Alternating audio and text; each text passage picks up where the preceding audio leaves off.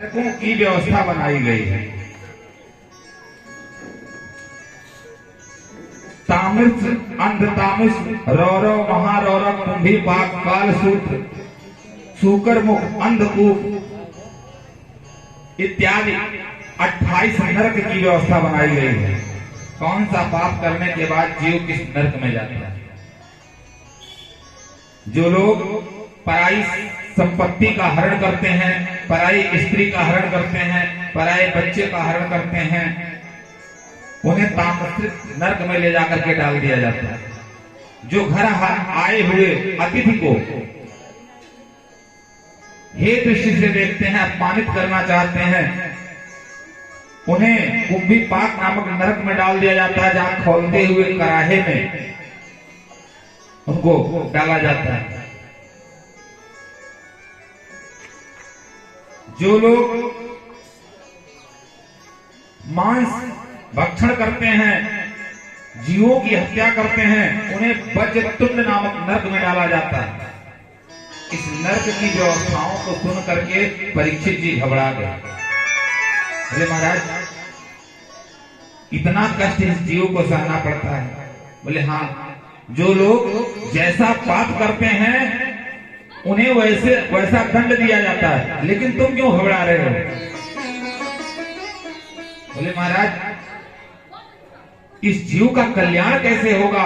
जाने अनजाने कहीं न कहीं पाप तो हो ही जाता है। हमने निवेदन किया था आप लोगों से कल के प्रसंग में भी कि अगर बैंक में अकाउंट बनेगा तो बैंक जाना पड़ेगा। तो अगर पाप करेंगे आप तो नरक तो जाना पड़ेगा, भोगना तो पड़ेगा। बताए कि खौलते हुए तेल में उसको छाना जाता है, तावे की तरह जलती हुई तपती हुई भूमि पर छोड़ दिया जाता है। इन सब नरकों की व्याख्या सुन करके परीक्षित जी महाराज घबरा गए। बोले महाराज, सुखदेव जी ने कहा कि अगर चाहते हो, एक कपड़ा अगर गंदा हो गया है, थोड़ा गंदा हो तो अपनी धुलाई कर दो, सतह कर दो, घर में साफ हो जाएगा। और अगर उस पर दाग पर दाग लगाते जाओगे तो उस कपड़े को लास्ट में धोबी घाट पे जाना पड़ेगा। और जब धोबी घाट पे जाएगा तो वहां कोई मुरुवत नहीं होगी, वहां तो पाटे पर पटका जाएगा, वहां कोई मुरुवत नहीं होगी। परीक्षित जी ने कहा महाराज, हमें कोई सुंदर सा डिटर्जेंट ऐसा बता दो कि एक बार लगाने के बाद लग कपड़ा साफ हो जाए। बोले हाँ, मैं तुम्हें आज ऐसा उपचार बताऊंगा कि जिससे आपके उर में कोई दाग रह ही नहीं जाएगा। ऐसा उपचार बताऊंगा। बोले एक अजामिल नाम का ब्राह्मण था, वेद पाठी था और बड़ी व्यवस्थाओं से रहता था, संध्या बंदन करता था, सब कुछ करता था। एक दिन गया जंगल में समिधा बीनने के लिए और वहां एक वेश्या को जो है देख लिया, जिस अवस्था में नहीं देखना चाहिए, और देखने के बाद आसक्ति उसकी बढ़ गई, उसके प्रति उसकी आसक्ति बढ़ गई और उसी वेश्या के साथ हमेशा के लिए वो चला गया, अपनी पत्नी परिवार को छोड़ दिया।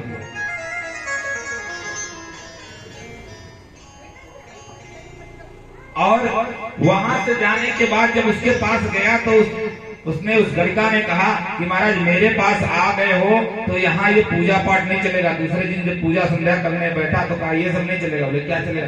बोले यहाँ तो जा करके बढ़िया मार काट करके कैसे भी धन ले आओ, ज्यादा से ज्यादा धन ले आओ। और एक दिन क्रमवाइज वो पाप करने लगा, मदिरा पान करने लगा, मांस भक्षण करने लगा और इतना निर्लज्ज हो गया कि संध्या बंधन सब कुछ छोड़ दिया, परिवार छोड़ दिया। एक दिन कुछ संत महात्मा अयोध्या से वृंदावन की तरफ जा रहे थे, चतुर्थ मास करने के लिए, भजन करने के लिए।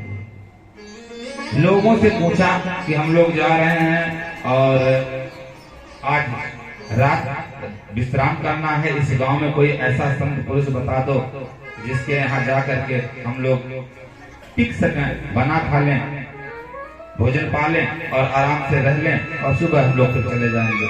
लोगों ने उपहास करने के लिए अजामिल डाकू के घर का रास्ता बता दिया। जब संत लोग पहुंचे अजामिल के यहाँ तो उसकी पत्नी निकली, और पत्नी जब निकली तो संतों ने पूछा ये अजामिल का घर है? बोली हाँ अजामिल का घर है। बोले हम लोग जा रहे हैं वृंदावन और आज आपके यहाँ विश्राम करना चाहते हैं। उसने कहा कि महाराज मैं आपसे छुपाऊंगी नहीं, मेरे पति बड़े आताताई हैं, डाकू हैं, लोगों की हत्या करते हैं, दूसरे का धन छीन कर लाते हैं। मैं खुद एक लड़का हूं, मेरा चरित्र ठीक नहीं है, मेरी बुद्धि ठीक नहीं है, लेकिन मैं आपसे झूठ नहीं बोल सकती हूँ। क्यों? क्योंकि मेरी माँ ने बचपन में बताया था कि संतों से झूठ नहीं बोलना चाहिए। सबसे पहली गुरु बच्चों की कौन है? माँ। अगर माँ चाहे तो बच्चा सही रास्ते पे जाएगा, और अगर माँ नहीं चाहेगी तो बच्चा बिगड़ जाएगा। छोटी सी गलती करे और अगर उससे पहले ही रोक देगी माँ, तो उस गलती को दोबारा वो नहीं करेगा।